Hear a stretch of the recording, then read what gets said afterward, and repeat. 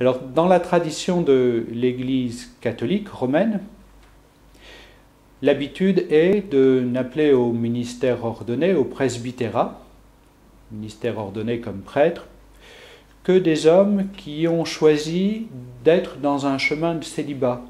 En quelque sorte, l'Église catholique romaine a choisi, pour le dire autrement, d'appeler à être prêtre, à cette mission particulière dans l'Église, qui sera aussi signifiée par le don d'un sacrement, du sacrement de l'ordre, dans son second degré, puisque le presbytérat est le sacrement de l'ordre dans son second degré.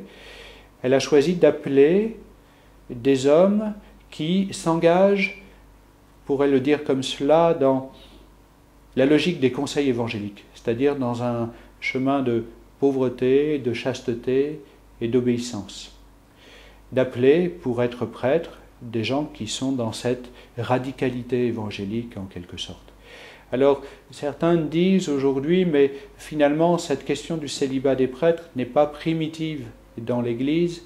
Peut-être que on pourrait se dire aujourd'hui, compte tenu de la pénurie dont nous parlons parfois, compte tenu des besoins de prêtres pour les communautés, peut-être pourrions-nous appeler comme prêtres des hommes mariés, puisque dans l'Église, cette réalité a été assez présente dans l'Église catholique, et elle est présente dans d'autres églises, particulièrement chez nos frères orthodoxes.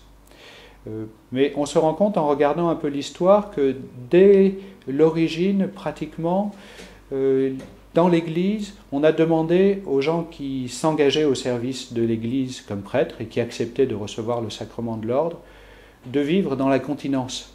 C'est-à-dire même pour ceux qui étaient mariés, de fait, dans la pratique quotidienne, de faire comme s'ils ne l'étaient pas.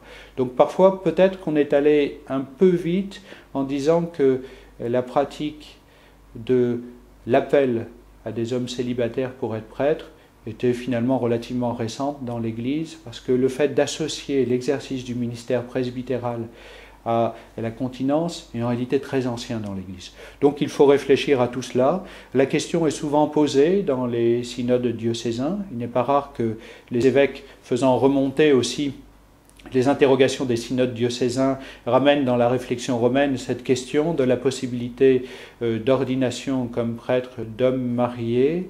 Mais la question n'est pas si simple, et aujourd'hui l'Église catholique a choisi de rester pour l'heure dans cette discipline de l'appel au presbytérat d'hommes s'étant engagés préalablement au célibat.